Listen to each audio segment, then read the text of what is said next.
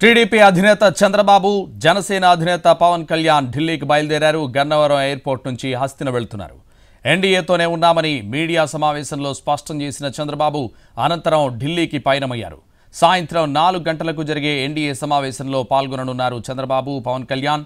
కేంద్రంతో పాటు ఏపీలో ప్రభుత్వ ఏర్పాటుకు సంబంధించిన అంశాలపై చర్చించనున్నారు. తన ప్రమాణ స్వీకారానికి ప్రధాని మోడీ, అమిత్ షాతో పాటు ఎన్డీఏ భాగస్వామి పక్షాల నేతలను చంద్రబాబు ఆహ్వానించనున్నారు.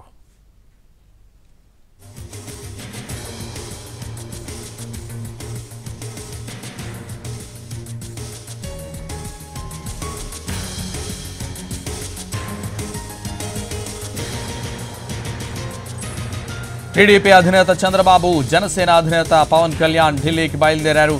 గన్నవరం ఎయిర్పోర్ట్ నుంచి హస్తిన వెళ్తున్నారు.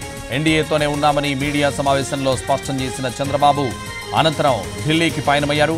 సాయంత్రం 4 గంటలకు జరిగే ఎన్డీఏ సమావేశంలో పాల్గొననున్నారు చంద్రబాబు, పవన్ కళ్యాణ్.